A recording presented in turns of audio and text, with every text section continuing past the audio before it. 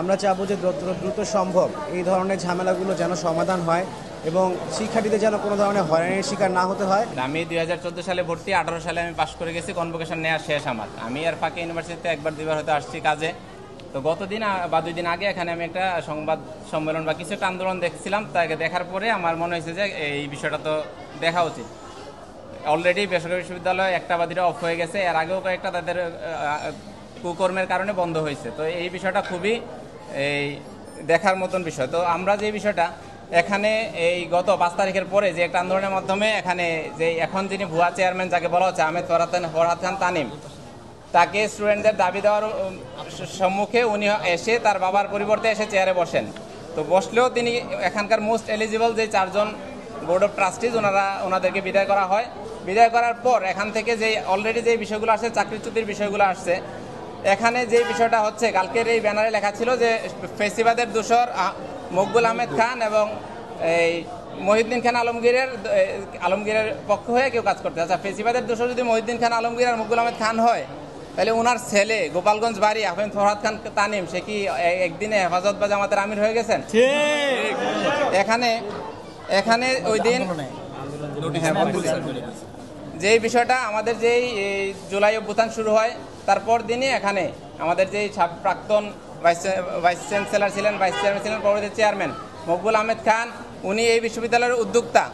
ওনার নামে এই বিশ্ববিদ্যালয় বরাদ্দ হয়। উনি ওনার পার্সোনাল আইডেন্টিটি আমার দেখার বিষয় না, ওনার এখানের অবদান কি আমি সেটা দেখবো। উনি এই বিশ্ববিদ্যালয়ে আমরা প্রথমের ছাত্র। আমি শ্যামলী ক্যাম্পাসে ক্লাস করছি, মিরপুর ক্যাম্পাসে ক্লাস করছি, এখন গাবতলীতে আমি আমার সার্টিফিকেট নিছি। আমরা দেখছি উনি কি করছে এই প্রশাসনের। সকাল 6টা থেকে রাত 11টা পর্যন্ত উনি এই মাটিতে দাঁড়ানো স্ট্যান্ড বাই কাজ করছেন। এবং কি ওনার বিরুদ্ধে যেই অভিযোগগুলো আনা হয়, ওনার সাথে আমরা কোনো আওয়ামী পদধারী বা ওনার অতীতের এরকম কিছু আমরা জানি না।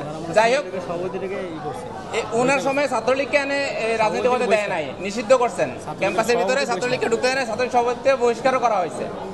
এখানে এরপরে যিনি এখানে চেয়ারম্যান দায়িত্ব নেওয়ার পরে যে বিষয়টা হয়েছে, এখানে মোটামুটি একটা গোপালগঞ্জের রিহেবিলিটেশন সেন্টার হয়েছে। এখানে কারা কারা কাজ করে, ইউজিসি অ্যাক্ট বা বিশ্ববিদ্যালয়ে যে প্রাইভেট বিশ্ববিদ্যালয়ের নীতি এখানে আছে যে ট্রাস্টির আত্মীয় কেউ চাকরি করতে পারবে না, এটা অনৈতিক। এখানে চাকরি করে কারা? এখানে চাকরি করে নাসিমা, প্রোগ্রাম কোঅর্ডিনেটর। এখানে চাকরি করে হাফিজ, এক্সাম কন্ট্রোলার। এখানে চাকরি করে নাফিস, অ্যাকাউন্টস। চাকরি করে নকিব, ওনার বুনজামাই, এখন যিনি চেয়ারম্যান ওনার বুনজামাই। এখানে চাকরি করে ইশতিয়াক, ওনার বুনজামাই। এখানে চাকরি করে এই তানভীর, অ্যাকাউন্টসে। এখানে চাকরি করে ডিরেক্টর জুবায়ের, এনায়েত। সবার বাড়ি গোপালগঞ্জ, সবাই এখন চাকরি করতেছে। প্রত্যেকটা সবাই আত্মীয় এবং অনৈতিক কাজ করতেছে বিষয়টা। এরপরের বিষয়টা, এই বিশ্ববিদ্যালয়ে যখন ছাত্ররা দাবি দেওয়া নিয়ে যায়, এই বিশ্ববিদ্যালয়ে এত ছাত্র, এই আপনারা সাংবাদিকরা অ্যানালাইসিস করে দেখবেন, অন্যান্য বিশ্ববিদ্যালয়ের ছাত্রদের থেকে এই বিশ্ববিদ্যালয়ের ছাত্রগুলো অনেক ভালো। এরা তেমন দাবি দেওয়া নিয়ে যায় না। বিশ্ববিদ্যালয় কখনো 200 টাকা খরচ করে না, তার বাইরে 200 টাকা খরচ করে না। এই বিশ্ববিদ্যালয় গেলেই বলে যে আমাদের ফান্ড নাই, আমরা লসে আছি। এই বিশ্ববিদ্যালয়ে এক সেমিস্টারে তার ইনকাম অলমোস্ট 8 কোটি টাকা।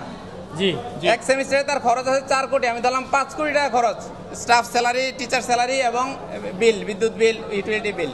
তার 3 কোটি টাকা যদি অ্যাপ্রক্সিমেট, আমি ফুল ফিগার বলছি না, আপনারা এটা যখন যাচাই করা হবে, অডিট করা হবে, এটাই বেরোবে। তার 3 কোটি টাকা এক সেমিস্টার ইনকাম মিনিমাম। এখন বিশ্ববিদ্যালয় সবচেয়ে ডাউনফলে আছে। যখন এটা আপ ছিল, এট এ টাইম এখানে 10,000 স্টুডেন্ট ছিল। এই গলিতে হাঁটা যায় না, আপনি এখান থেকে ওই মাথায় যাবেন 15-20 মিনিট সময় লাগবে এই গলিতে, যখন ফুল স্টুডেন্ট ছিল। তার 100 কোটি টাকা ইনকাম করে, সে কখনো এখানে কোনো উন্নয়নমূলক কাজ করে নাই। ভুয়া, একদম ইউটিলিটিস সব ভুয়া দেখবেন, ফিক্সার সব নষ্ট। তারা এই ইনকামটা করার পরেও তারা সব এই 5 তারিখ যখন ছাত্ররা আন্দোলন করলো, উনি আসলেন, এসে চটকদার উনি বুঝাইলেন আমি এটা করবো, এটা করবো। উনি এই স্ক্যানার, ফিঙ্গারপ্রিন্ট স্ক্যানার লাগালেন। এইটা লাগানোর জন্য বিশ্ববিদ্যালয়ে সিন্ডিকেট মিটিং করা লাগবে। তাদের কোনো বৈধতা কিছুই নাই। সে শুধু আইসা কয়েক লাখ টাকা দিয়ে কয়েকটা ফিঙ্গারপ্রিন্ট মেশিন বসাইছেন, শুধু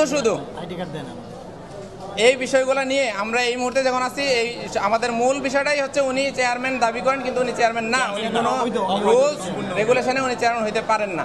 এখানে আমরা দৃষ্টি আকর্ষণ, এর আগেও এখানে কালকে যারা এখানে আন্দোলন করছেন কিছু টিচার ছিলেন, যারা কালকের এই আন্দোলনের মধ্য দিয়ে এটা প্রমাণিত হয় এখানে যে টিচাররা আসছিলেন তারা আর শিক্ষকতা করার নীতি নৈতিকতা রাখে না। তারা তাদের নীতি নৈতিকতা, শিক্ষকতার যে নীতি নৈতিকতা লাগে, এগুলো তাদের একটাও নাই। আর যে অবৈধভাবে বসছে চেয়ারম্যান হিসেবে, সে কিভাবে একটা শিক্ষা প্রতিষ্ঠান চালাবে, শিক্ষা প্রতিষ্ঠানে সে কিভাবে শিক্ষাদান করবে। এই বিষয়গুলো নিয়ে আমরা শেষবারের মতন, আমরা এর আগে বারবার দফায় দফায় বলা হয়েছে, ঠিক 5 তারিখ আন্দোলনের পরপরই ওনাকে অ্যালার্ট করা হয়েছে। রেজিস্ট্রারকে আমি নিজে থেকে বলছি রেজিস্ট্রারকে যে আপনি একাডেমিক পার্সন, এখানকার টপ একাডেমিক পার্সন, আপনি জানেন ওনার যোগ্যতা নাই, উনি এবং কি যাকে বিদায় করা হয়েছে তাকে জাস্ট একটা নাম কাগজে সাদা কাগজে স্বাক্ষরের মধ্যে দিয়ে বিদায় করা যায় না। সুতরাং আপনি এই বিষয়টা নিয়ে স্টেপ নেন। রেজিস্ট্রার সাহেব কোনো স্টেপ নেন নাই, কেউ স্টেপ নেন নাই। তারা চাকরি, তাদের আমার মনে হয় এখানে যারা এখন চাকরি করতেছে, যদি সে না থাকে তানিম, এদের একটারও চাকরি থাকবে না। তাদের চাকরি করার যোগ্যতা নাই, তাদের অন্য কোনো কোথাও যে চাকরি করার যোগ্যতা নাই। এই জন্য এরা চাকরি আর বেতনের জন্য এখন বসে আছে আর চাটুকারি করতেছে, দালালি করতেছে। এই চাটুকারিতা একটা শিক্ষা প্রতিষ্ঠানে অন্তত এই চাটুকারিতা চলতে পারে না। সুতরাং ওভারঅল এই বিষয়গুলো আজকে আমরা শেষবারের মতো দৃষ্টি আকর্ষণ করছি। এরপরে যা করা লাগে আমার প্রতিষ্ঠান, এই বিশ্ববিদ্যালয় আমার, আমি লাইফ টাইম আমি ওন করবো যে এই বিশ্ববিদ্যালয়টা আমার। কিন্তু যে বসে আছে সে ওন করবে না। সে আজকে চাকরি গেলে সে কালকে বলবে যে এটা আমার না, আমার আগে চাকরি করছি, কিন্তু আমার সার্টিফিকেট আমি ওন করি, আমি নামটা ওন করি, আমি এই বিশ্ববিদ্যালয়ের সব করবো। যা করা লাগে আমরা তাই করবো। তাকে খুব দ্রুত পদত্যাগ করবে এবং সরকার, ইউজিসি এবং সংশ্লিষ্ট যারা কর্তৃপক্ষ আছে তারা এই বিষয়টা দেখবেন। এই বিষয়ে আমার এই পর্যন্তই কথাবার্তা। আমি প্রাইভেট ইউনিভার্সিটি স্টুডেন্টস অফ বাংলাদেশের এক্সিকিউটিভ মেম্বার।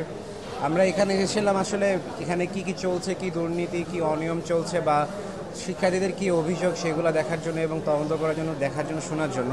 কারণ আমরা যে পুসাব যেখানে আছি সেটা হচ্ছে আমরা প্রাইভেট ইউনিভার্সিটি স্টুডেন্টদের সবসময় কথা বলে থাকি। আমরা বিগত সব জায়গায় দেখেছি 24-এর পরে যে প্রতিটা ভার্সিটিতে কম বেশি এই ট্রাস্টি বোর্ড এবং হচ্ছে আপনার ভিসি মহোদয় থেকে সবাই হচ্ছে আপনাদের আওয়ামী পরিপন্থী অথবা তারা দুর্নীতির সাথে যুক্ত। আমরা এর তীব্র প্রতিনিন্দা জানাচ্ছি এবং আমরা চাবো যে দ্রুত সম্ভব এই ধরনের ঝামেলাগুলো যেন সমাধান হয় এবং শিক্ষার্থীদের যেন কোনো ধরনের হয়রানির শিকার না হতে হয়। আর এই বিশ্ববিদ্যালয়ে অনেক দুর্নীতি রয়েছে, অনেক অনিয়ম রয়েছে যেগুলো আমরা দেখতে পেরেছি। এই দুর্নীতি এবং অনিয়মগুলো কেন হচ্ছে সেটা সুষ্ঠুভাবে তদন্ত করা জরুরি। ইউজিসি যদি তদন্ত করতে না পারে তাহলে আমি আহ্বান জানাবো যে শিক্ষা উপদেষ্টা অথবা শিক্ষা মন্ত্রণালয় থেকে তদন্ত করে দ্রুত ইউরোপিয়ান ইউনিভার্সিটির এই সমস্যাগুলো সমাধান করার জন্য আমরা দাবি জানাচ্ছি। সকলকে ধন্যবাদ।